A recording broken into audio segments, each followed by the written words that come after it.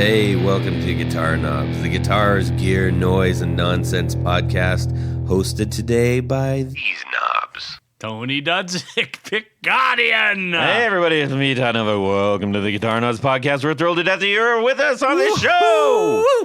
Yes, y'all. Now, just in fairness, Rob called. He's got a family matter, and we hope that things go well for him, his family in that arena. Yes. There's a lot of family stuff happening, and I also want to give a big shout out to our good friend and the owner of the studio, John Fennell, who's been on the show several times. Just lost his dad that's right, last week, and that's a tough, very, very, very difficult thing to deal with. And our thoughts are with you, John. We have a fantastic show for you. As per usual, we always love to have people that are making the gear, but when that crosses over with people that support the show, it's extra special. In this case, we have, who are you, sir? Elad from Gear Ant. All right, Elad, welcome back. This is trip number 2 around Tony's big fat head. And this should be a fun time. I can already tell by your enthusiasm. Oh, yeah. That you're ready to jump through the microphone here.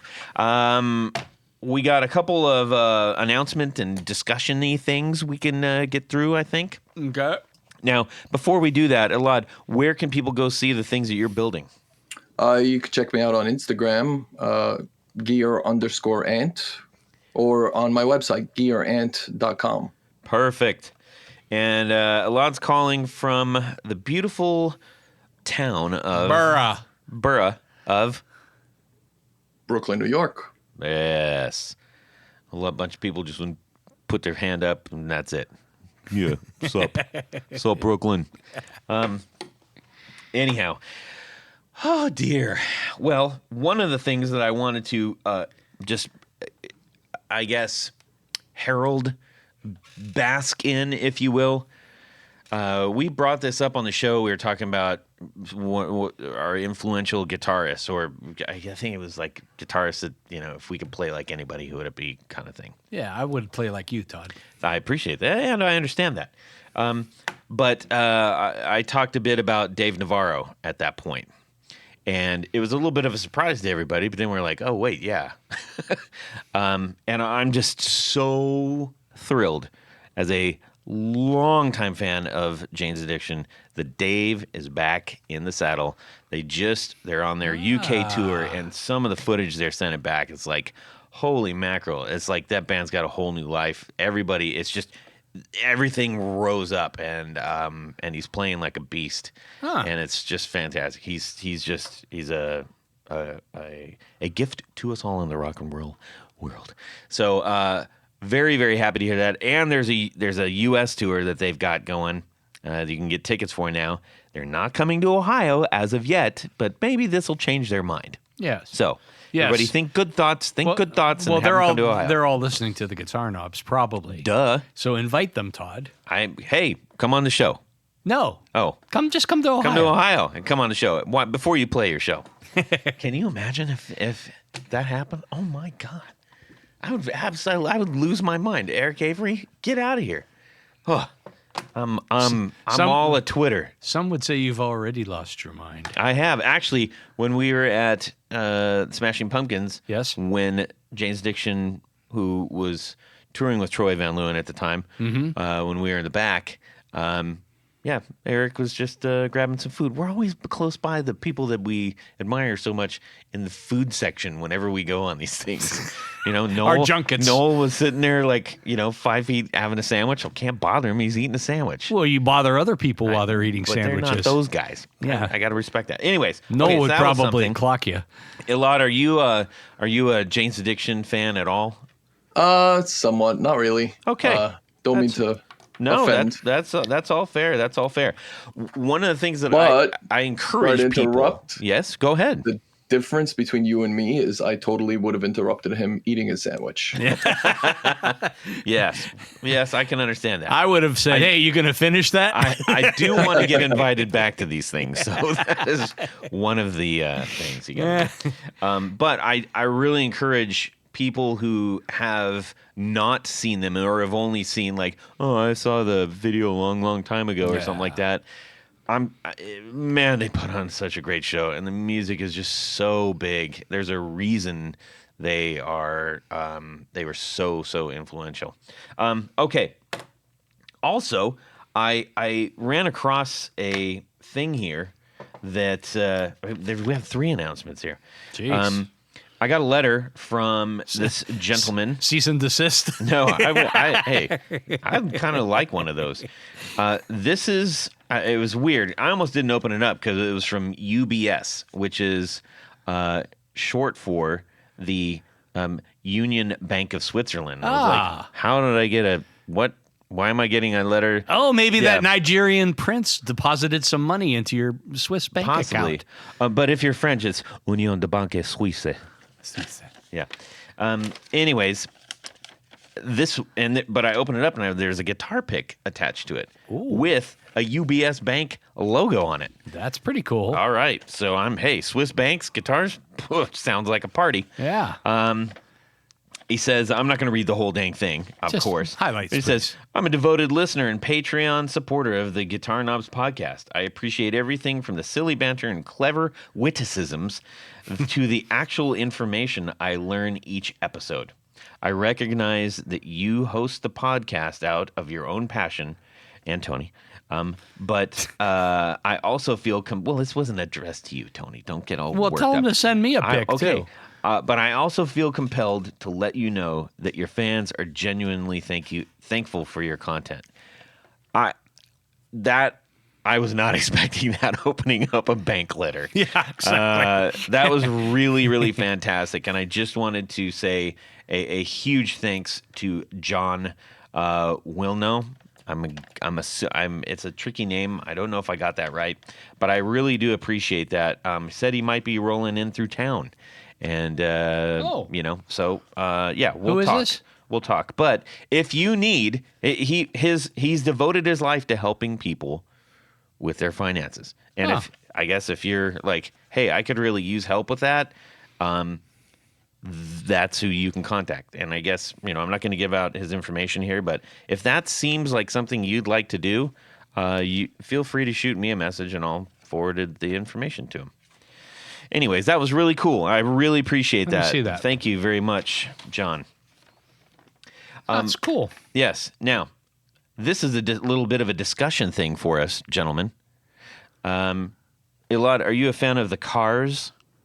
The Cars? Yes. Like Mustangs? And I'm just kidding. No, they're okay. I almost had a hernia. Who are you a fan of? I don't know if it's your cup of tea, but Lamb of God, Bench Sevenfold, things like that. Yeah, that's cool. Well, we're not talking about them right now, but we're talking about the Cars. Yes. Anyways, it's a really interesting thing. I struggle with some of the writing these days in guitar forums and stuff. We've had Chris Gill on. We've had a couple of authors on who have written for these things in the past. And I've seen a couple articles come through and I'm like, what the heck? Who's writing some of this stuff? Well, this one, I wouldn't say necessarily falls totally into that category, but I do disagree. This is regarding, it was an article in Guitar World. They're talking about Elliot Easton of the Cars. Oh, yes. Yes, and everybody who's been listening knows he's a lefty, fan of the Cars. He's a lefty. He was talking about one of his most iconic solos. And the headline got me because it says, I blew up. I had tears in my eyes because I was so upset. I grabbed the guitar and I just ripped through it. Elliot Easton on the emotional roller coaster that helped him record one of the most iconic guitar solos. Okay, you got me. I'm going to listen. I'm going to read this. I go on to read, blah, blah, blah, blah, blah. And he talks about this, and he gets down to this part, and it says, I just blew up. I was like, fuck this, man. I'm playing a solo. He goes on. I put the bass down, grabbed my guitar, and I had tears in my eyes because I was just so upset and angry. I grabbed the guitar, they ran the track, and I just played it one go. I just ripped through it.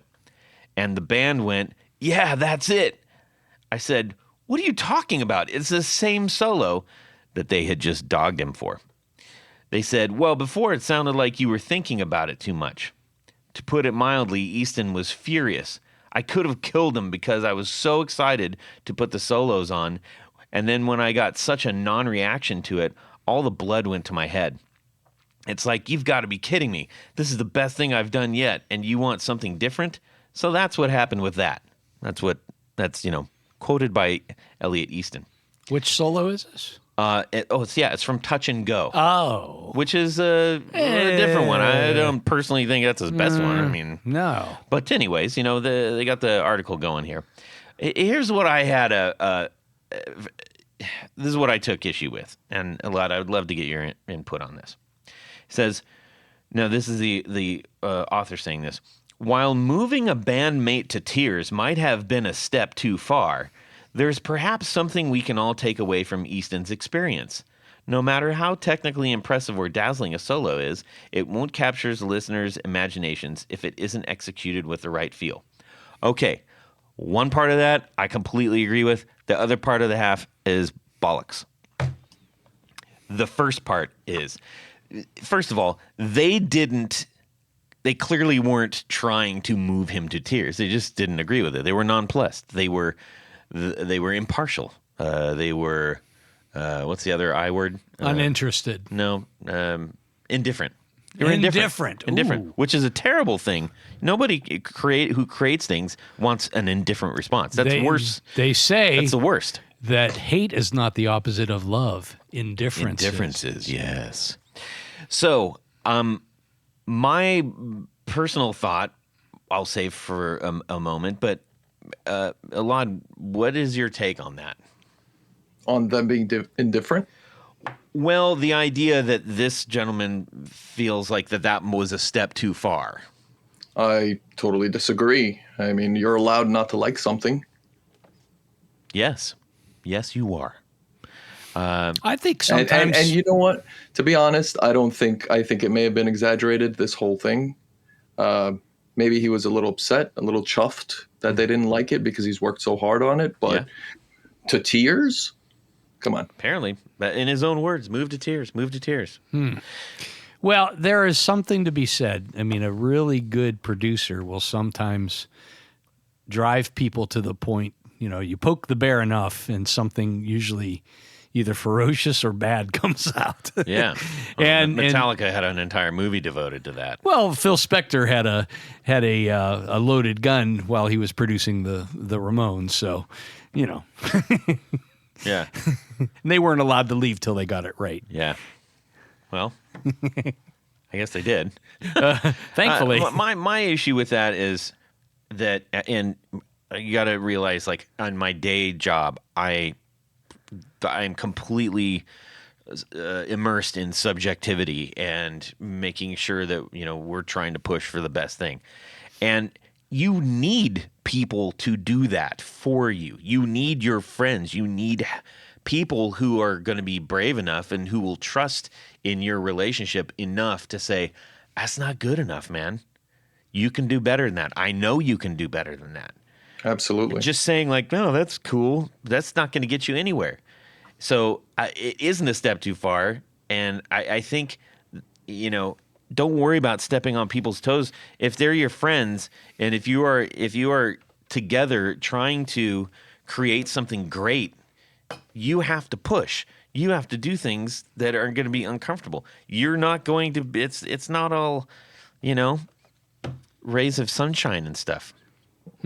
Or it's not all touch and go. Or it was very touch and go. Yes. Anyways. Driven to tears. I read this and I was like, hey, that's cool. And I was like, wait a damn minute. That is absolutely, sir, you do not understand the creative process, I don't believe.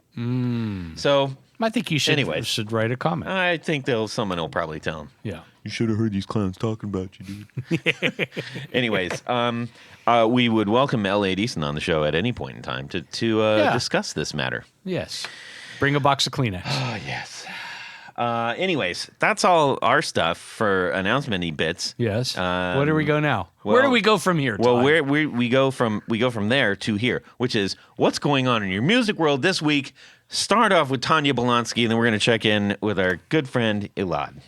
Well, Todd, this week, I don't think if anybody was had any kind of news feed coming through their phone or computer or whatever, they couldn't miss that the famous Hootenanny 12 that John Lennon and George Harrison played on Help auctioned for almost $3 million. There was a lot of auction news. Yes. A lot of auction news. So, $3 million? well, it's 2.875. And what the guitar was this? The Hootenanny? It was an acoustic 12-string Okay. Hootenanny, Framus. German company. Yes. I mean, in its day, it wasn't a bad instrument. I think it's pronounced Framus. Schnell Framus. But anyhow, and it's, I guess what drove the price up, because they were only expecting something like, maybe it was going to go for $700,000 or, maybe $800,000. I mean, this shot up to almost $3 million. That's crazy pants. And it was allegedly found in an attic somewhere. But a hamburger at a restaurant's now $13. So I mean, Well, yeah, I guess you could look at it that way, no, or not. I guess I get shocked that these, kind of relics go for such. But it's not an iconic guitar. It is if you're a Beatles fan, because in the movie Help, it was, both John and George played this guitar, and then a few subsequent albums, some 12-string stuff. Yeah. To me, No. I wouldn't go a penny over $700,000. Yeah. Well, hey, that's actually, if you would have gone a little bit over that, you would have been able to score Prince's Cloud. Oh, that's guitar right. That's right. That originally sold for like $10,000. Yeah. They just sold that same guitar for $900,000. Yeah. What? It's when doves cry. The yellow Cloud guitar. I know which one it is, of which you speak. Yes. All right. I mean, it's crazy. I guess there's too many people in this country that have too much money. Clearly. Because, come on. Yeah. Instead of buying that $3 million guitar, That's crazy. How about giving it to some kids that are trying to learn guitar in school or something like that? Well, this is on the heels too. In some of the same news that we were hit with, Slash went on record saying, "Oh, I don't want to spend money on really expensive guitars." Literally hours after releasing a $15,000 Gibson. Mm-hmm. Okay. Because he doesn't have to spend money on it because they gave him one. Yeah. Maybe that's not considered big money to him. Well, that's true. Yes. I don't know. I mean, I remember when I used to fret over $100 for a guitar. I still do. Okay. I got kids in college. $100. Yes. Okay. So that's that. I took back a $24 pedal. Well, that's all right. Yes. I didn't like that pedal. Yeah, it didn't work. Okay, so thank you, Tony. That was great. Elad, what's going on in your music world this week? Well, first of all, I'm continuously chipping away at my Yamaha Pacifica refinish. Oh, Nice. It's actually my first guitar that I got. It's a 1994 112J. cool. I got it in 1996 or so. So I put new pickups. I pretty much replaced everything, and now I'm kind of giving it a punk look. I put P90s on the bridge, and then two kind of hot-ish single coils. Mm-hmm. So I really wanted it to be noisy and obnoxious looking. So now I'm kind of doing the finishing touches, and it's looking great. I put it's actually right behind me, so I'm looking at it. I put a kill switch on it, kind of really obnoxious looking, but the pickup is unbelievable. The pickups I got them from this guy Tom Brantley. Oh, So, not familiar. Is he a? He was just a recommended guy? to me by he was recommended to me by a friend. Tom Brantley Rewinds. Oh, okay. And wow, I mean, I've never played a P90 that I liked, and this pretty much is the only one I liked ever. Cool. So yeah, he did a good job at it. And I asked him to like scratch it up and make it look kind of gross, which he did. So, Excellent. yeah. Excellent. What color are you gonna make this thing? I already painted it. I wanted it to look like it was found on the beach. So I kind of gave it like a whitewash look. I sanded it down to nothing, and then I kind of gave it like a whitewash matte look. And now I'm kind of putting like filthy stickers all over it, and duct taping it up, and kind of giving it the real punk aesthetic. Nice. If you can get a cat to pee on it, then you're home free. Perfect. Yes. Yes. It The needs to smell will like never that. go away. It won't, as I can attest to. Well, that's cool, man. Yeah. What about you, Captain Todd? Well, I inadvertently ran across a video, and I don't know if I feel like I'm getting these served up a lot. I don't know why, but I'm getting a lot of Steve Albini stuff headed my way. Probably most of us are out in the guitar enthusiast community. And I got to be honest, I was not a big Steve Albini guy. I just wasn't as familiar with him as a lot of people were. Anyways, I started to watch it because I was like, this could be kind of interesting. So it was on his YouTube channel, and it's called Electrical Audio, and it was microphone technique for speaker cabinets, and I was like, oh, okay. And he had a diagram with a dry erase board, and I was like, okay, I'm gonna watch this. Super, super informative. I learned quite a few things, and I was like, doggone it, Steve, I like what you did here. I'm going to watch some more of your videos. Rest in peace. But if you get a chance to check it out, it is very informative, especially if you're a gigging musician, not just for recording. But he was speaking specifically about, studio recording and stuff. But a lot of that actually, I feel, applies to when you show up at a gig and the sound guy's crawling all over your stuff, and then you look back and you go, I guess that's okay. So check that out. It's microphone technique for speaker cabinets. And that is on Steve Albini's Electrical Audio channel on YouTube. Huh. Yes, some very interesting things. And helped me better understand ribbon mics too, which was kind of a neat thing. So lots of knowledge out there for all of us. Do you think you're going to apply some of the things you learned for gigging? Yeah, I am, because one of the things was the distance factor. We always see mics just slammed up against the grill cloth.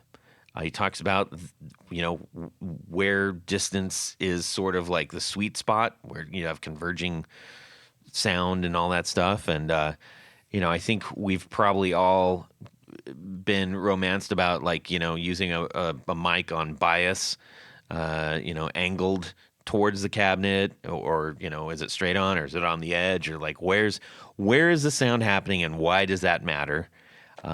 He goes into really great detail about that, and if it's a ribbon or if it's a condenser, yada yada yada. Watch the video; it's gonna be great.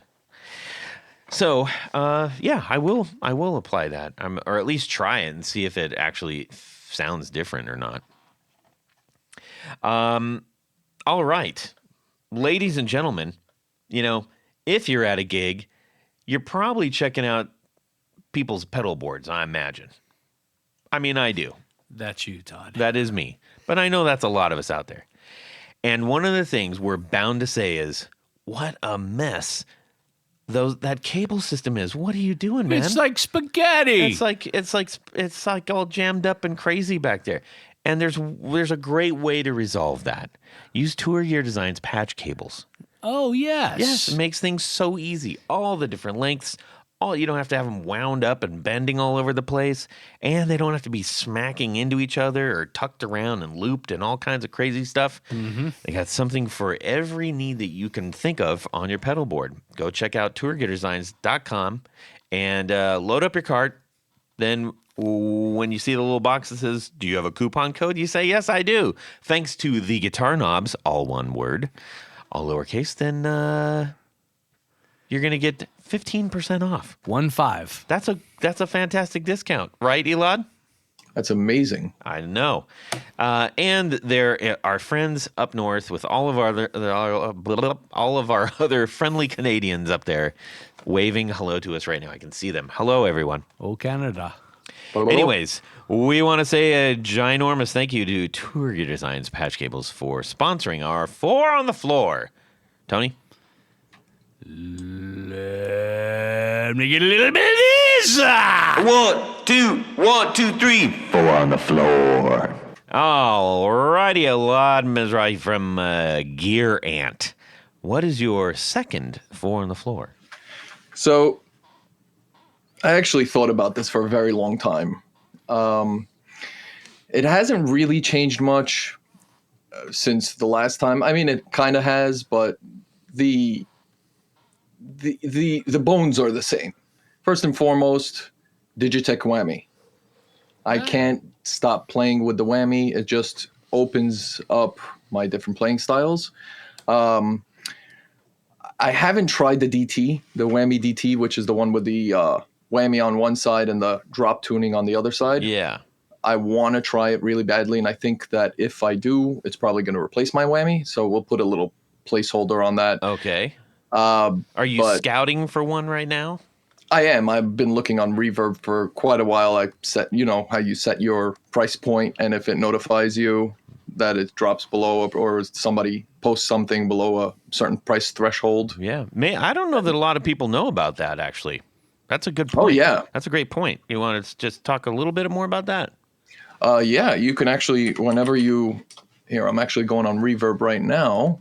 And when you go on to here, how do I find something? Of course, now it's going to take me forever. But if you favorite something, then you get a little pop-up. I don't know if this happens on your mobile, but if you get a little pop-up, you can have different parameters. Mm-hmm. So let's say you want a Digitech whammy DT. Yes. So you search for Digitech whammy DT, you scroll down to the bottom, and you could favorite the actual search, and then you could set a price point. So let's say it goes for, I don't know, $250. You say, okay, I want to see one that drops below $230.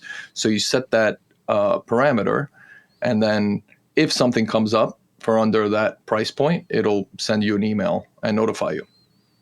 That is a massive pedal, by the way. Yeah, it's pretty big. But it's 4 on the floor, so I'm not really worried about space, right? That's true. No space. You can get one from Italy. Get all the big pedals. So it's for $281.46, direct from Legnano, Italy. Yeah, that's above my price point. Yeah. I'm kind of looking for a little bit lower than that. You might have to find one next to the guy selling CDs on the sidewalk out there. You mean in the street? Yeah, sure. Yeah, they might have one. How about number 2?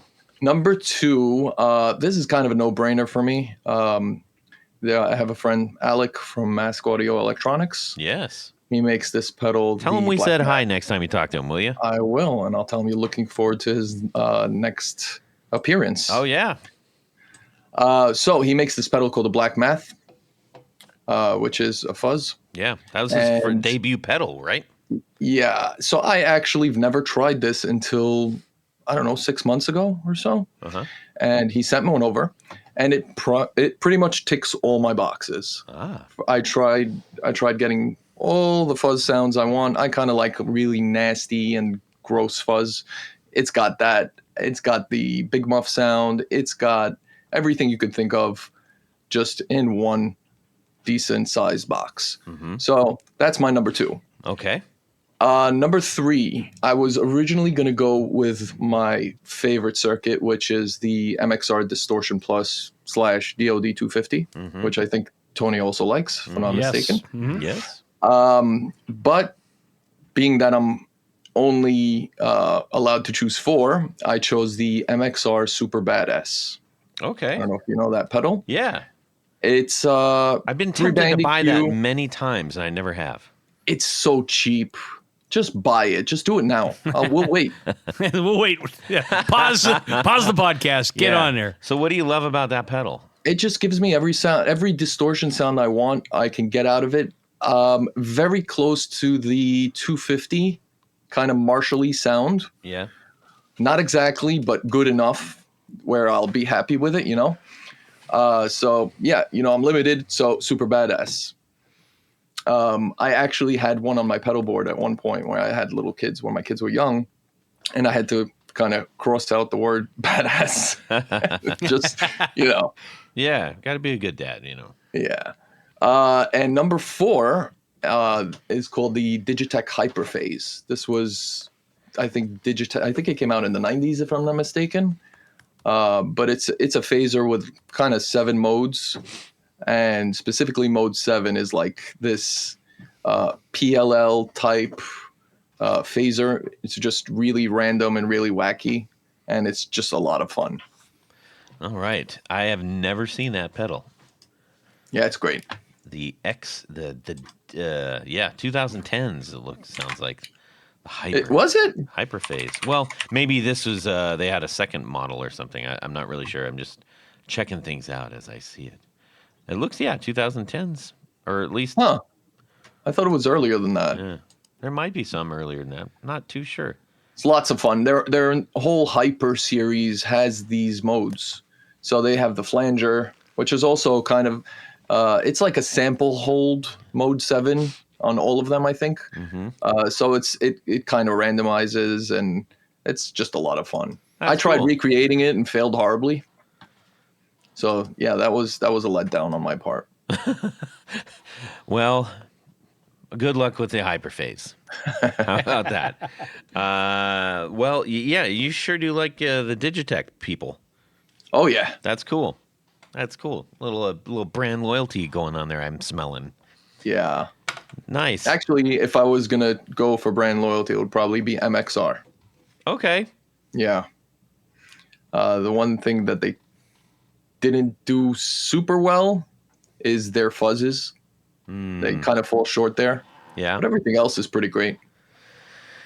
Well, those two guys, the guys like their people, you know, those two Yeah, companies. I mean, those two guys. they contributed an awful lot to the pedal world we know now. So, speaking of the pedal world we know now, that sounds like a great segue into where you fall into this mix. Now, you sent us 2 pedals. Since we had you on last, at that point in time, you had just done the Yellow Jacket. That's right. Can you give people because that's a great pedal. Refresh the people on the Yellow Jacket, will you? So the Yellow Jacket was essentially two 250s in a box. I had two distortion pluses in a box. I'm sorry. I had 2 distortion pluses on my pedal board, and I wanted to conserve space, so I kind of crammed them together into one box, and I liked how it sounded, and then I kind of built upon it and, you know, made it my own.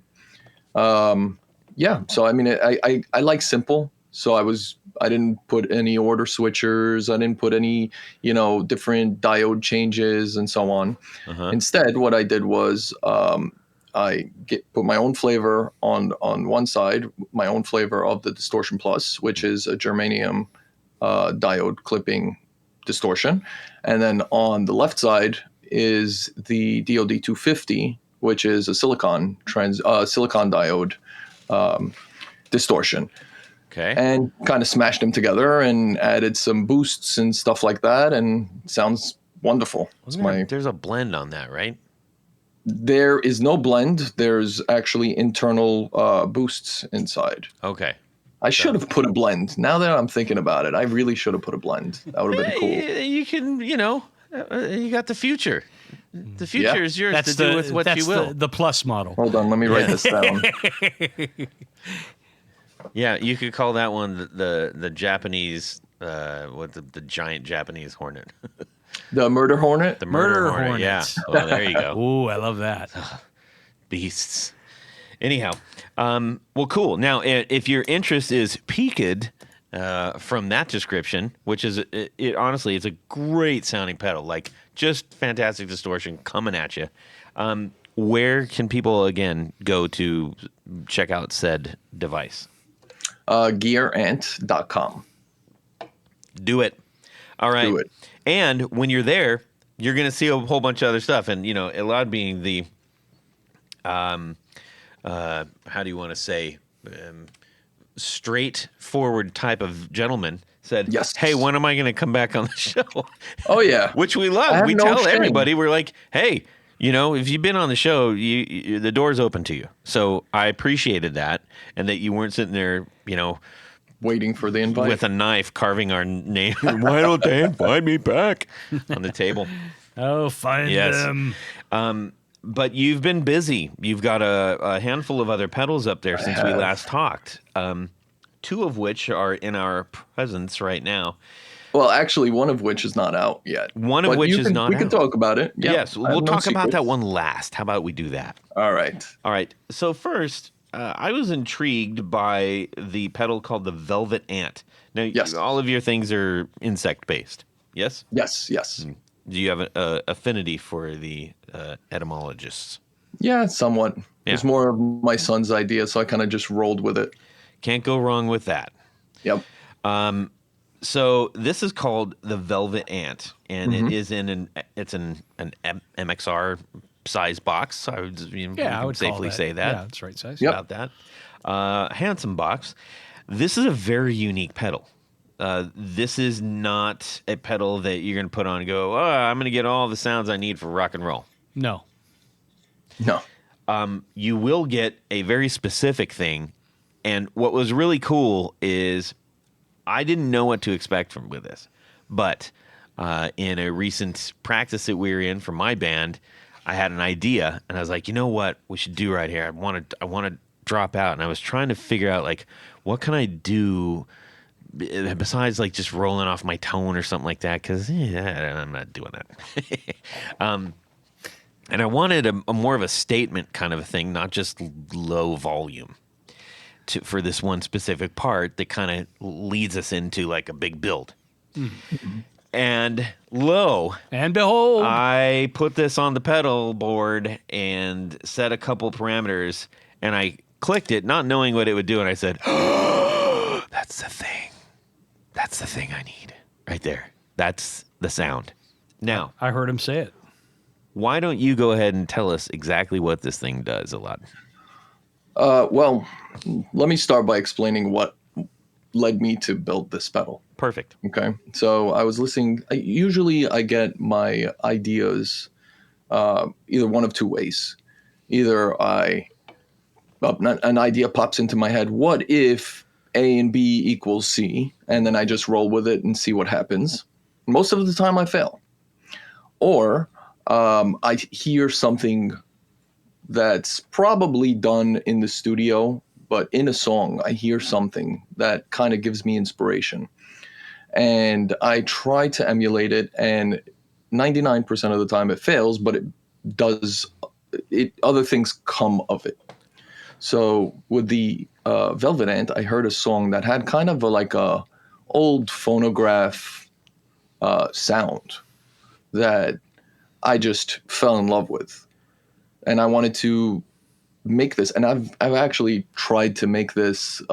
This is going on, I think, 2 years. Actually, before the Yellow Jacket, I've been trying. Oh, really?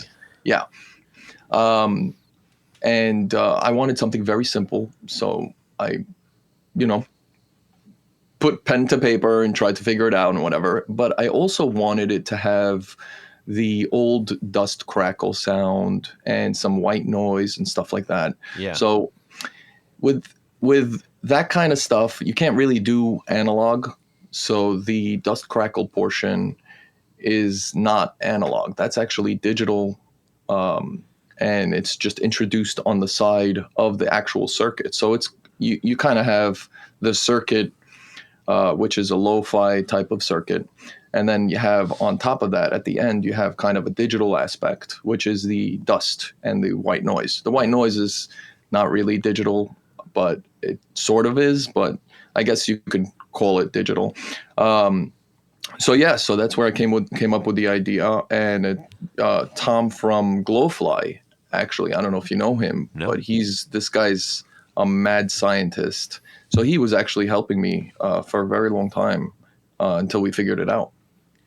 That's super cool. And now some people might be going like, what about the warped vinyl from Chase Bliss? But this is not that. This is not that. So I just want to add one thing. First and foremost, the Chase Bliss warped vinyl is next to none. You can't compete with something like that. However, I'm a very simple guy. I have a few knobs on my pedal. Yeah. I turn it, I get the sound quick, and I just go on with my day. That's why I built the Yellow Jacket so simply with 4 knobs. That's why most of my pedals, I think, I'm actually looking at my pedals, I think the Velvet Ant, which has only 6 knobs, to one low pass, 1 high pass, 1 dust, 1 crackle. I'm sorry, 1 dust, 1 noise, gain, and volume. That's it. Yeah. And that one is my busiest pedal. Yeah. I think that's fair. That's fair. So that's why we brought that up. That's why we brought that up. It's like this does a thing, and that's what it does. That's all it does. Yes. And what I loved about it was it just slipped right into an idea that I had that I was like, wow. And I guess, for lack of better terms, if you want to try to get a picture in your head of what that sounds like, if you think about the opening to Wish You Were Here. Yes. Get that in your head, but without the acoustic. So apply that to, electric. And I was like, that was a perfect dropout because it is a different sound altogether, but it's still this. It's not like a different kind of a distortion. You're not rolling off the tone. You're not just dropping the volume. You're introducing a pullback, for lack of better terms, which is really cool. It sounds like it's coming through old car speakers. Yeah, or an old, phonograph, like a record player or something. Oh, yeah. I actually was on the fence about the gain knob. I didn't know if I wanted to have a gain knob. I like that you did have that. But I felt like it gave it this AM radio type of vibe. As you increase it, it kind of gives you like an AM radio, AM old type of FM type radio, which is, it just added to it. So I said, why not? The signal just enough. Yeah, a little bit. Well, I like that especially because if I was to click that and drop out of a signal that had been very overdriven, it would be too much. Yes. Then you'd be like, "Wow, what just happened? Where'd the guitar go?" But with that gain, you're not getting into distortion. You're just giving it a little bit of dirt so it feels natural. And yeah, that's perfect. I love it. Thank you. Yeah. Now, when Todd handed this off to me, he had the noise and crackle pegged, and I plugged this thing in. Well, I want to see what it did. Yeah. Well, next time I point it. Broken? The first, exactly. I said, "Oh shit, I broke another one." Not that I've ever broken a pedal before, but no, it definitely. And what Todd says is right. I mean, if you're looking for that kind of sound, or it's maybe some would call it a one-trick pony, but it works. It would work killer on like bass and synth too. Yeah, I would say. Yeah, I mean, basically, or vocals. Yeah, that's true. So actually, the V2 is going to have the ability to switch to vocals. I just have to add a few components over there just to change a little. And a blend knob. And a blend knob. Don't forget the blend knob. Yeah, that's really cool. And the thing that I think the real magic in this one, the gain is a little bit of pixie dust, but the magic comes in where you've got the low and the high, because that those are in essence passes, and that's where you can really shape it to. This sounds like a warm old like speaker in box record player type thing or phonograph. You pull the bass all the way down, and it Right. sounds like it's coming from one of those old or a little transistor handheld radio. Yeah, exactly. You know? So that's it's really cool. Really, really cool. Thank you. What I haven't tried though is that into something, like actively into something. I suppose I should try that. It sounds really cool into a phaser. I know I mentioned phaser before or whatever, but it sounds really cool into a phaser. Yeah, I can try that out. I will. Yeah, because I basically had it on a switcher, so I was like, I hit the switch and it toggles between my normal signal and then this pedal, and I was like, yeah, I can dig this. Very cool. Even if it's just for one song, you know, if it makes that song special.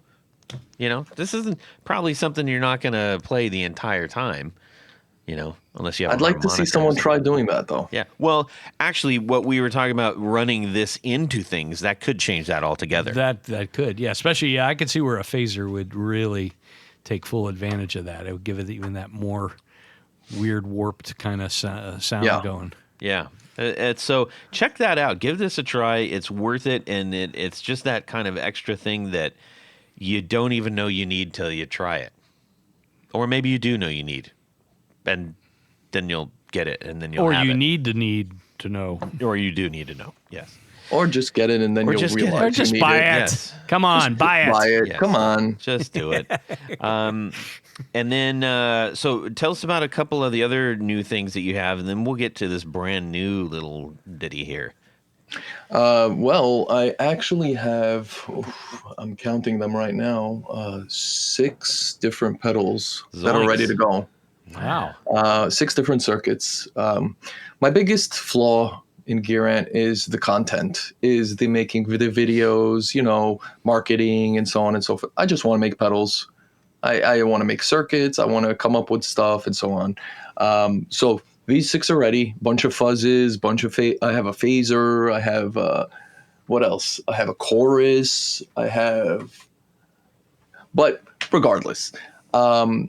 So what I've done was I kind of shifted my operation since we last spoke to in-house operations. I do everything in-house, from drilling to powdering to the design to the circuitry to the building. Everything is done in my Brooklyn basement by me.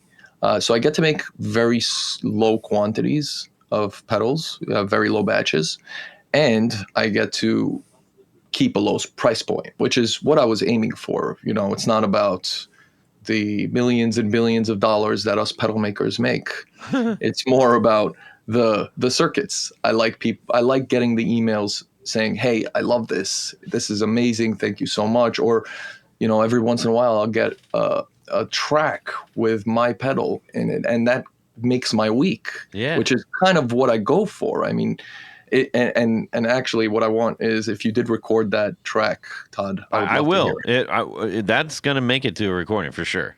Yeah, so I want to hear that. So we're gonna be doing that in the fall. So that's kind of my goal, just to pump out a bunch of circuits. I have one major goal, which is to make my own Gearant filled pedal board. It's a big ask because there are some circuits that are going to be tough to make, like Digitech whammy type of circuit. I don't think I can emulate because it's, you know, but you know, that's kind of my goal. I want to make an all Gearant pedal board, which would be amazing. But yeah, I mean, I have a lot of pedals. I just enjoy building, designing, and passing it along and hearing what people think. Cool. Well, that's a great way to approach this. And yeah, like we're talking $129 to $169 for these really cool pedals out here. That's a good deal. So let's just like get some people familiar with some of the things that you have on the site. Because again, when you said, "Hey, when's it my turn?" I was like, "Well, I haven't heard anything." And then I went to the page and I was like, "Wait, what?" Because you basically just had, you know, the one pedal that you had knocked out at the time, which was the Yellow Jacket. And since then, you've got the Velvet Ant, the dead leaf, the harlequin, the termite, the millipede, the Asian tiger, the orb weaver, the cicada, and then there's the lost boss. Oh, that's just a one-off. That was just a little one-off art project that I did. It's a Boss SD1 that I wanted to look like was found on the side of the road. Huh. So it kind of has like moss and rust and whatever. That was fun. Mission accomplished. Yeah. Let's talk about just real quick what's going on with these other pedals and what was the genesis behind them. Well, first and foremost, let's talk about the cicada. Sure. So the cicada is kind of a crazy pedal. It's too bad. You know what? I'm going to send you one. I want you to. It may not be up your alley. It's not for everyone. It's a fuzz and a phaser that can be used independently or in unison, which is kind of meant to be used. But it's a really nasty fuzz. It goes from nasty to nastier, very loud. The phaser portion is from the old school. You remember those Maestro phaser pedals, the ones with the speed knobs on the side that you could kind of control with your foot? I don't know if you've ever seen those. Yep, yeah. I remember those. But so it's like it was taken from that, but given, a new modern twist to it, the phaser portion. So like I said, when I come up with stuff, it's not really for everyone, and that's fine. Like I'm not trying to make the millions.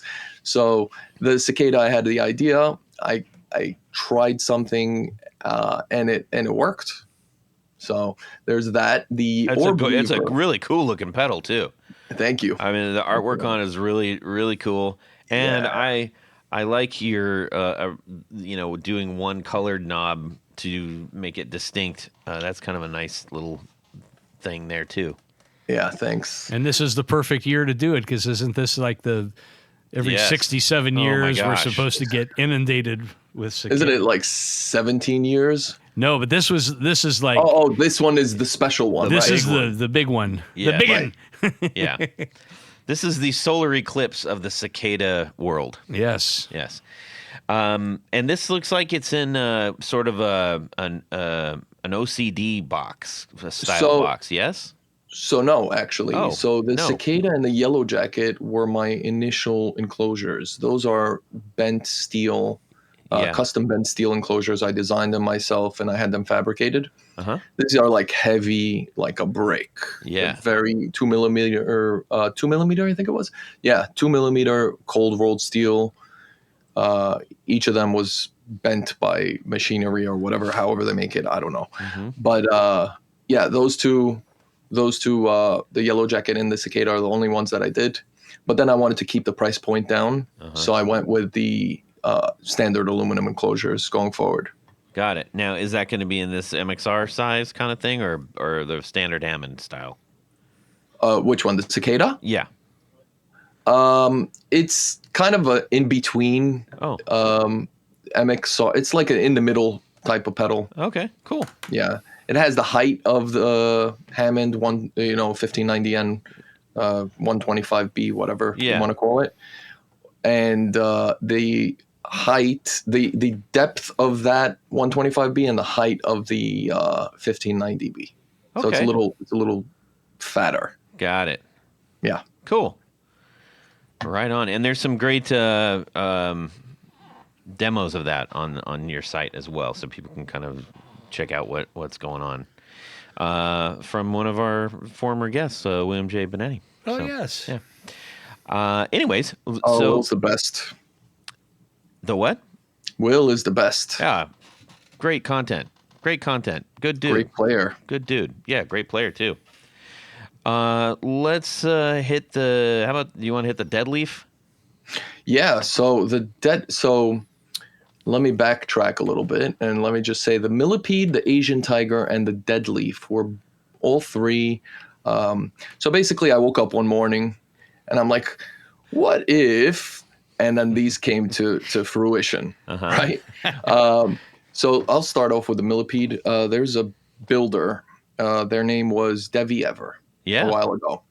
They made very simple yet gnarly sounding pedals. Very, very simple. I mean, like 3 transistors and a couple of resistors, and boom, you have this like amazing sounding fuzz, right? Yeah, I have the Torn speaker with the person sitting on the floor with the rainbow stuff. Yeah. I know exactly what you're Fantastic, talking about. yeah. Great stuff.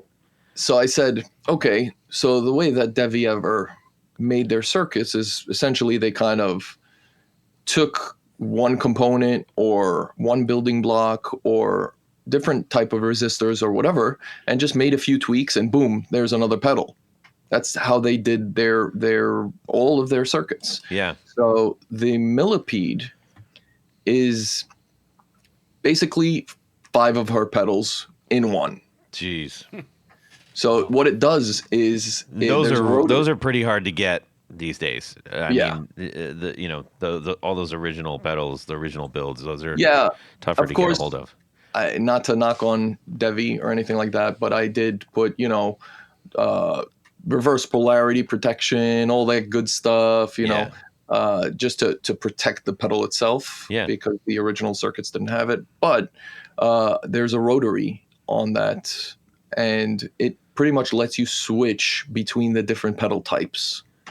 So as you turn the rotary, it takes those building blocks and kind of moves them around to different orders, which gives you the different pedals, which is the way Devi did it. So that's the millipede. It consists of, hold on, I'll open it up, the Dark Boost, the Ruiner, the Hyperion, I'm losing picture, and the 33 Boost, which is kind of more of a janglier boost than the original Dark Boost. And then if you flip the toggle up, it gives you a Ruiner, but missing one transistor, which is built for bass, essentially. So a Ruiner bass. The Deadleaf. That's $149, you guys. That's like 5 pedals in one. I told you, I'm not in it for the money. I'm in it for the funny. I don't mess around, guys. It's cheap stuff. No, not cheaply built. No. Affordable. Affordable, yes. Accessible is even better. Yes. The Deadleaf is actually 2 of Devi's pedal, which is the Disaster Fuzz and the Crackle Fuzz. The Disaster Fuzz is more like a oscillating octave-y type fuzz, and the Crackle Fuzz is a very usable fuzz, actually. I think out of all of them, the Crackle Fuzz is probably my favorite. That and the US of Devi Evers. So I wanted to build one. I was going to put more, and I was going to add different options, but sometimes you have option paralysis, and less is more sometimes. The Asian Tiger is so this is based off of Devi Ever, but it's kind of my own take. I wanted a huge 1 knob fuzz, but I could really never find a 1 knob fuzz that I really liked. Okay.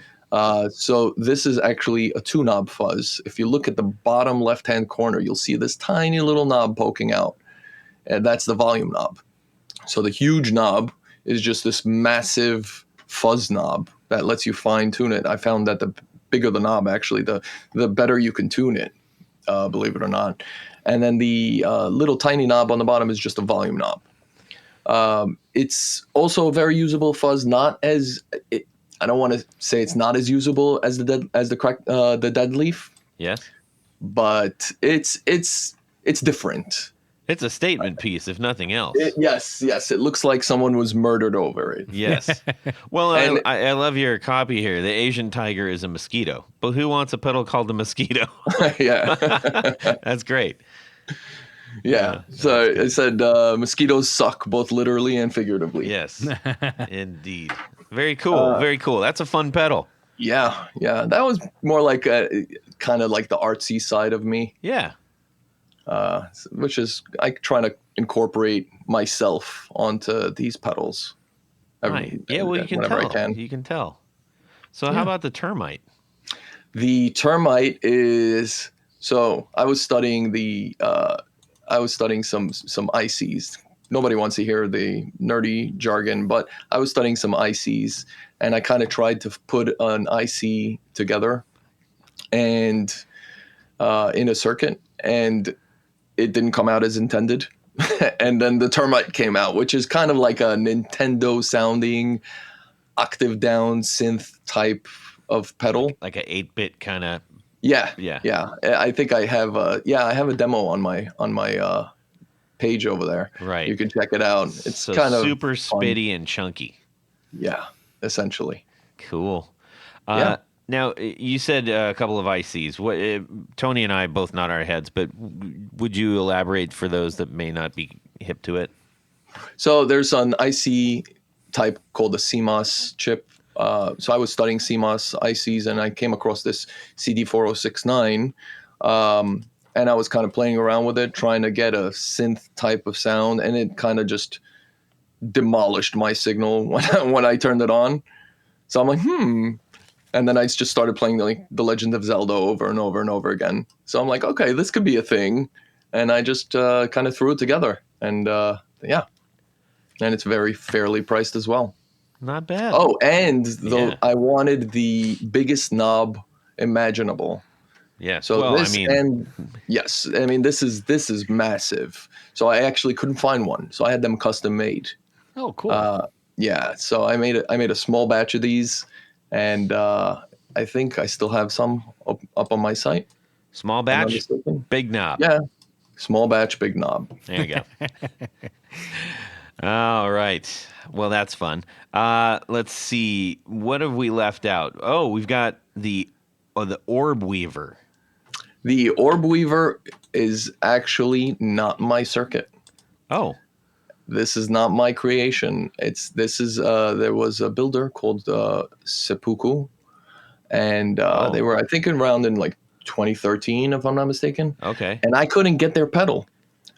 So I found this circuit. I kind of gave it a little, heave-ho and put my own little spin on it. But I will not take credit for this. This is an amazing circuit, but it's a sub-octave synth. Yes. It's a fuzz with some sub-octaveness, but this actually led me to the second pedal that you had. Yes. So I wanted something minus the synth, which is just a sub-octave fuzz. Okay. So this is if you saw the Instagram post where I unboxed these, this is the absolutely beautiful cherry blossom covered graphic pedal called the Paper Wasp. Mm-hmm. Tell us about it. So I wanted, after I built the Orb Weaver, I found that it was a lot of fun.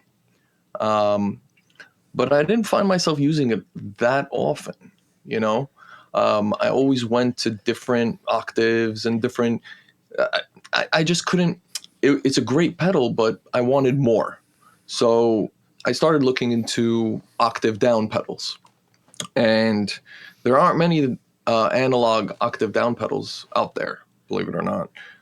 So I kind of came up with the circuit of an octave down pedal, and then I put a fuzz in front of it, right?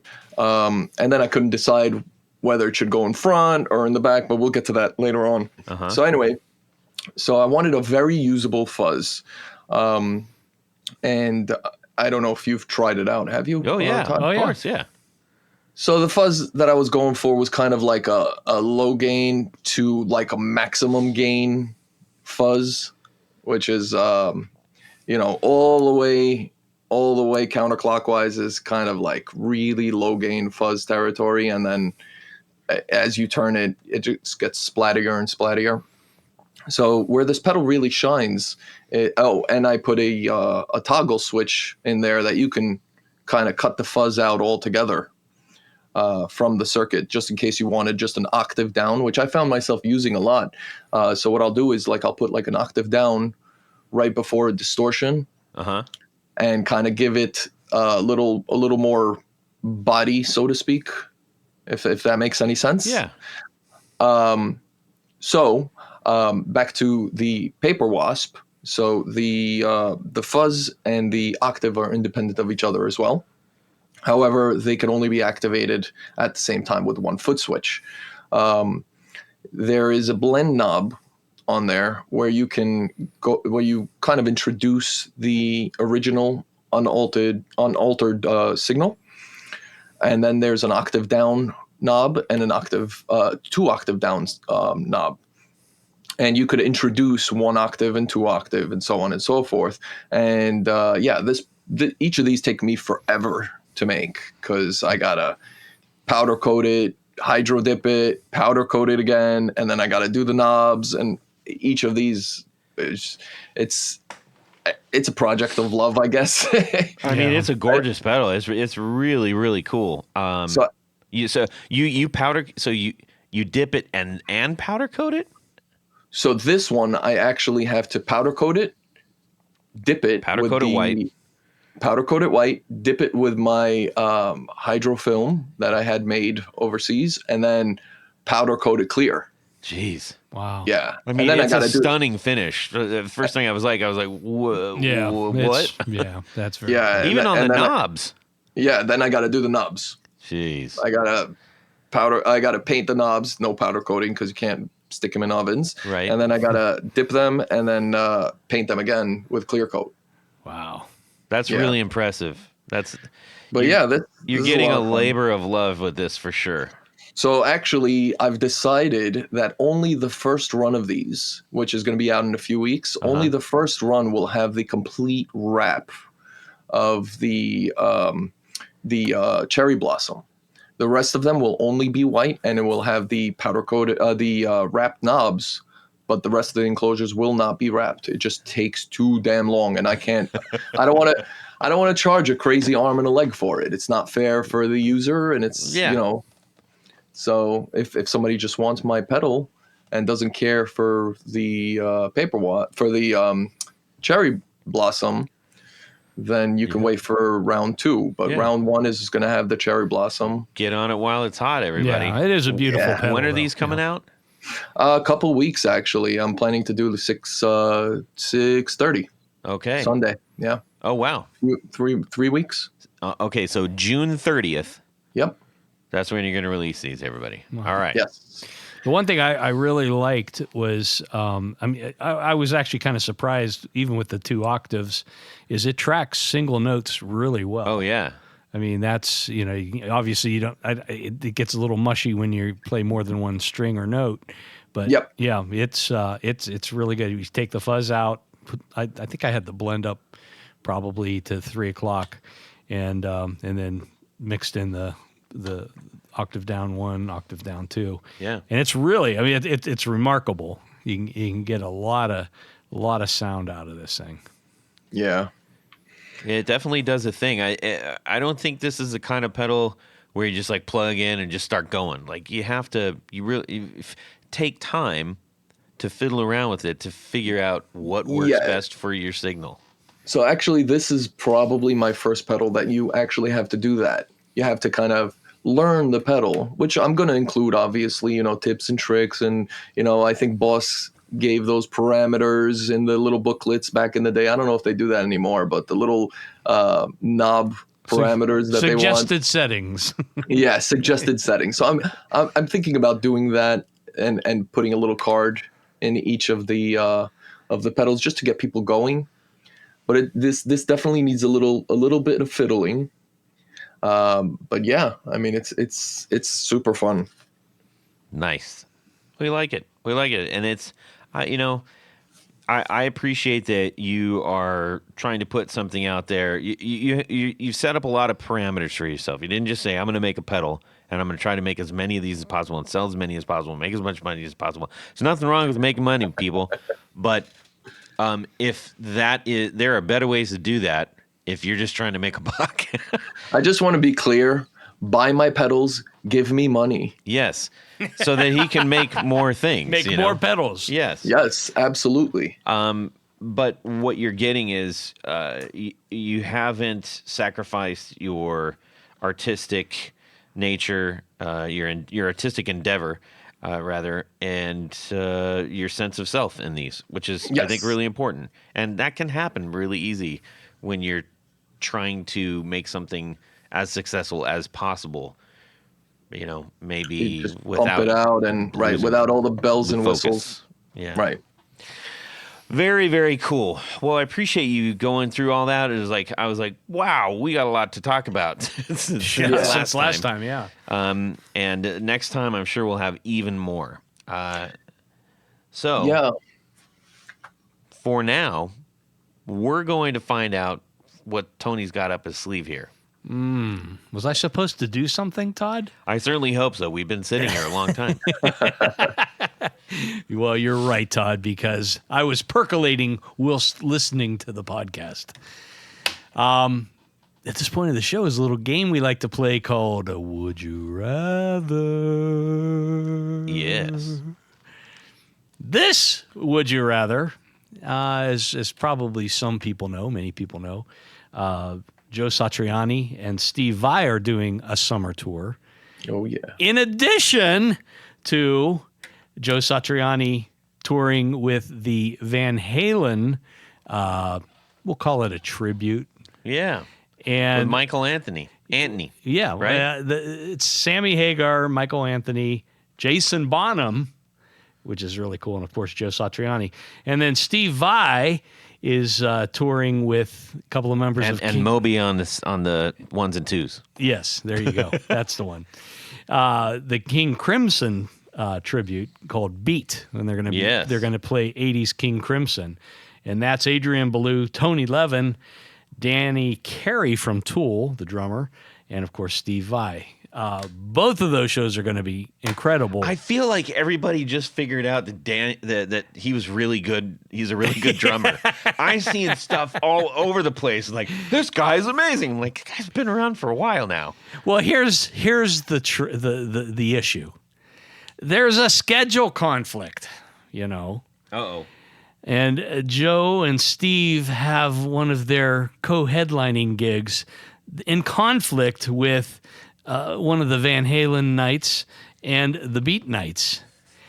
So the question is, would you rather fill in for Joe Satriani playing Van Halen stuff? Yeah.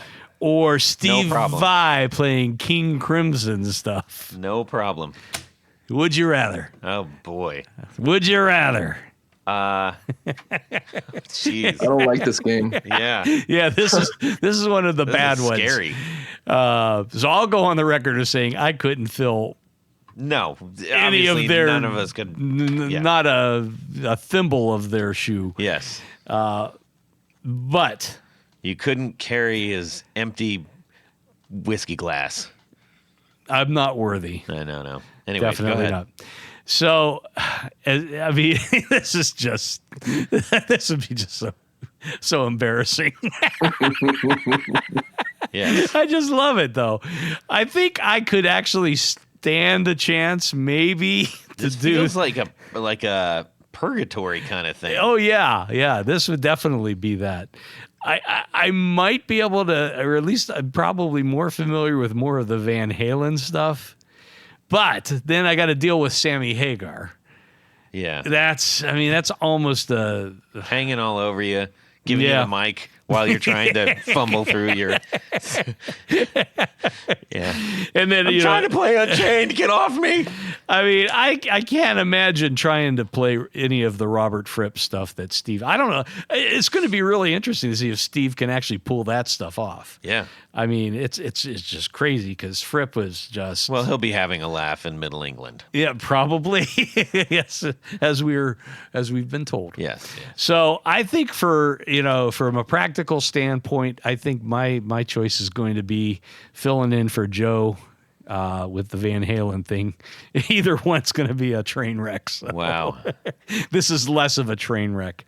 That's for me. Okay. Elad, how about yourself? I just want to go on record again saying I don't like this game. If I was forced, I think I'd go with Tony on this. I'm not even I don't hold a flame to these guys. I mean these guys are.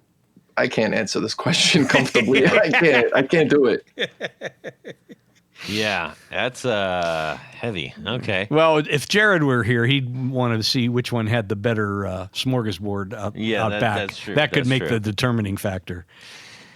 I'm just gonna wing it and say I'll do the King Crimson tour because I think with all the wrong notes I hit, they'd probably go, oh yeah, nasty. You're a genius. Oh man, you're pushing us to new plateaus. Your timing is so bad. So bad. double unsyncopated. That's incredible. He's a legend. Oh my God. Yes, so I'm gonna do that because whatever you put on a little stink face and then just nod your head like, oh yeah, then Take that, Adrian. You're there, yeah. Or you look back at the drummer and you get on your tiptoes and you go like, here comes the thing, yeah. I guess so. I don't know how it works. Yeah, that was a tough one. Yeah. Very difficult. The only thing that would be worse would be if it was like actually King Crimson and Frank Zappa. That would be a. Well, we shall not go there. Yeah, I'm thinking the Fripp stuff is right there. I mean, yeah. Oh yeah. Yeah. So, that'd be tricky. Anyhow. So, that was a fun little game. Yes, for sure. Thank you. I appreciate that. We need to thank a few people, and then we're going to say adieu. Yes, that's right. Because at this point of the show, Todd, there's a special group of people we love to thank. These are our executive producers. Now, an executive producer makes this show possible. How do you become one? Head over to patreon.com/guitarknobs. Check out a couple different levels in which you can participate. Become a friend, a hero. What else can they be? A friend. A supporter. A supporter. Yes. A patron on Patreon of the podcast. Each level comes with some very nice thank you gifts and opportunities to win special prize packages. What are we calling them now? We're not allowed to use giveaways, right? Todd? What did I say? Rewards? Awards? What is this? Gifts. Gifts. That's right, because we're going to think about gift paper. Gifts. Gift wrapping paper. Yes. Gifts. Special gifts. But in addition to all that great stuff, there's one thing more. What would that be? You get to have your name read on the thing. What? What? Alad? You get your name read on the thing. There you go. Right. There you go. Didn't even need a cue card, Jared. All righty. What was I supposed to say? So special thanks to these executive producers, John Sebastian, Trevor Ellenberg, Cameron Pampas, James Bell, Michael Furman, Eric Hemmer, Brett Hogarth, Gregory Randall, Don Kloss, Ralph Gottschalk from Wonderful Audio Technology, Rusty Sneeden, Vader and Pedals, John Halverson, Rick Calhoun, Trevor Gunberg, Richard Kendall, James Pennington, James White, Justin Jones, John Esterle from Rare Effects, Anthony Lathrop, Stefan Lamb, Michael Senchuk, Ken Sayers, Darren Gregory, Tom Barazin, and I think there might be one more. Nope, that's it. That's all? No! Yep. Elad Mezrahi from Gear Ant. Thank you. Indeed. Thank you all so very much. But wait, there's more, Todd, because there's a special group of executive producers. We call them our Grande Poobahs. Mm-hmm. These are the creme de la creme, the top of the heap, the A number ones, and they wear a fez upon their head whilst listening to the podcast. Speaking of those, we just did a super duper custom fez for somebody very special. Oh, yes. I'm looking at it right now. Yes. All that glitters. It's purdy. Okay. It is gold. So special thanks to these grand poobahs: Adam Johnson, Anthony Gemalero, Billy Spitfire Unlimited, Bob Crouch, Brian Robinson, Cody Foster, David Kaminga, David Tyndall, Enrico Fernando, Fox Hill Studio, Hex Matos, Jack Cadian, James Pennington, John Williams, Jonathan Jerusik from 12th Hour Devices, LSJ Music Company, Matt Hart, our poet emeritus. Yes. Michael Van Zant, Michio Murakishi, Moon Guitars, Paul Von Eppinger, Sam Jett, Steve Keys, Tyler Rhines, and Zach Oswald from Brandon Wound Pickups. Too true. Thank you all. you truly help this continue to roll along. We could not do this without the support of our Patreon members, and we're just so grateful for that. Amen. We want to say a great big thank you to Elad Mezrahi of Gear Ant for coming on and telling us all about this latest batch of pedals that he's concocted. Thank you, Elad. Thanks for having me. Do me a favor. Yeah. Don't make me ask next time. You ask me. It's kind of weird. I was getting around to it. Honest, I'm not even kidding. You just are the paths crossed at the right time, and I was like, "Yep, let's do it." So Excellent. but if I do lay out too long, just throw a rock at me. Poke the bear. I Yes. have no shame. Now, where can people find everything that you're doing, Elad? Instagram is pretty much where I do all my stuff. That's gear_ant, A-N-T, or my website, gearant.com. And that's where all the fun stuff happen. I'm also doing a little blog thing on my site where I kind of do a small Q&A with other builders, which is a lot of fun. So check that out as well. You'll learn some stuff about other builders, how they got started, what's their daily life like. Very small questionnaire type of thing. Cool. Nice. Yeah. I like it. You can DM me at Instagram. Oh, yeah, Tony. Just kidding. Todd. Where can people find the How things that could you're you doing? forget about me? I I'm don't. sitting right across from you. I know. You're that easy. No, not really. Go ahead. Just because I'm touring with Van Halen this Yes. time. You head over to pickguardian.com. Check out the stuff that I do, which is custom pick guards. If you have something that you're thinking about doing, let me know. I can probably steer you in the right direction, maybe even help you with some pickup selections and different things like that too. I don't sell that stuff, but I've messed around with guitars enough to do that. I want you. You do a lot of other plasticky stuff there too, like pickup rings and stuff, don't you? I do that too. Yeah. So I do a little bit of everything, but I just want to help make your guitar yours. Even more yours. Even more yours. Todd, you have to coach me. Can you write that down for me? I will. Put it up on the teleprompter. I'll put it on the other side of the get your name right on the thing. Ah, that'll be perfect. You can shoot me a DM on Instagram at Guitar Knobs. Would love to hear from you. And as a matter of fact, I was just thinking here, I says to myself, we have been running a little low in the tank on Would You Rathers. Oh, yes. So we've got a couple of pedals that we've marked for gifts for the patrons. And I'm going to put out something that's going to basically be, we're going to give away a pedal to the best Would You Rather that we receive. I like that idea. Yes. So formally, as of now, when this comes out, that starts. And I'll do like an Instagram thing. Little blurb. But this is just for the patrons. This is not for the public at large. Because, that's how we work. We want to support the people that support us. I like that. Yes, we'll do that. So start sending in your Would You Rathers, and we're just going to basically, I think say subjectively this one. Is that fair? You do the highest number of likes. Yes. We'll figure out a way to reward this. It might just be, you know what? We get a bunch of men, and maybe it's just a rando pick. The one that rises to the top of the pile. Okay. We'll figure it out. But the point is, we want the people to support our show to get the rewards. Yeah. So we Gifts. do have quite a few. Yeah, the gift. We do have quite a few things that we're going to be giving away over the next several.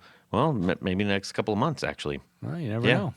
So, thank you for all that are doing that and being part of the show. Even if you're just out there listening along with us, we thank you. Yes, we do. Ladies and gentlemen, it has been a lovely time hanging out with you and yours. And hopefully we didn't wake the baby. But have a fantastic Guitar Week and subscribe! I'm very familiar with lasers. Yeah. So I was going to ask how you cut the bevel on the pickguard. I have to do all of those. I start with I do those with on a router table. He uses a Kyrie laser. There's no way a laser is good at 90 degrees as our Kyrie laser stands alone on time. Goodbye, Todd. Yeah. All right. Did you get stuck in a porta potty with no? What happened?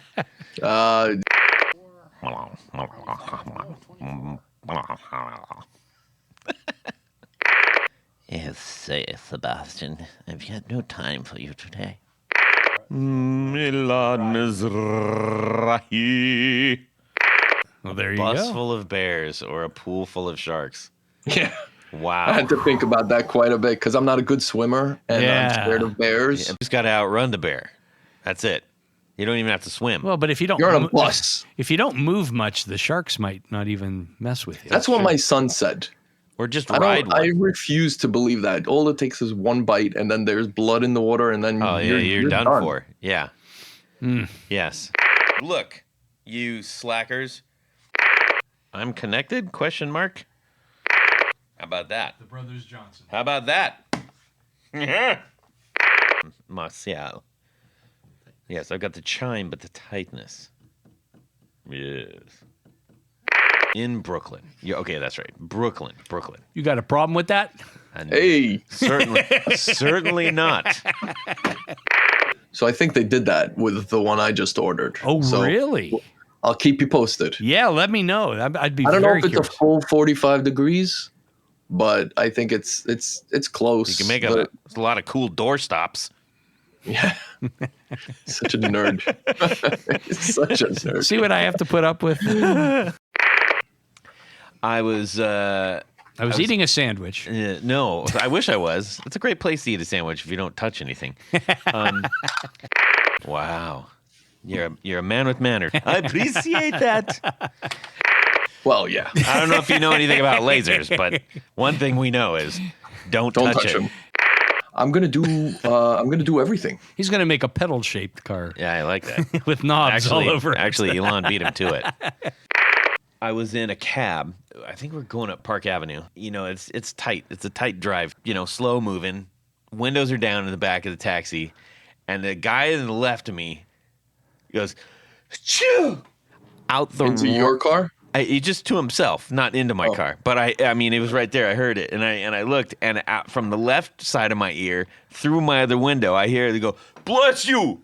And I was like, "That's amazing! That's fantastic!" I was in the middle of exchange of niceties, in the middle of something that people don't necessarily have to be nice. I kind of fall into that category. I doubt it. You're an intelligent guy. You can tell that just when you're talking. Well, yeah, okay, fine, but I'm very impulsive. So, Impulsive is one thing. Stupid's another. For all the exhaust. Yeah, of course. Yeah, that I have a spray booth right over here to my right. Oh, nice. Where I do all my powder coating and stuff like that. And you've got a vent out, right? Mm-hmm. I chip clip a sock to my nose. That explains a lot. Yeah, but you got a few years on me. Hey. I mean, you do. Let's not beat around the bush here. Elad Mezrahi.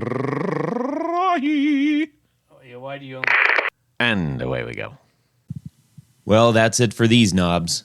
Please visit our Patreon page at patreon.com/theguitarknobs. Visit our website at theguitarknobs.com for all of our past episodes, 4 on the Floor blog, and other good stuff. You can connect with us on social too at our Facebook page and share your gear and stories on our Facebook group. Also, be sure to check out our Instagram at Guitar Knobs. Catch you next time.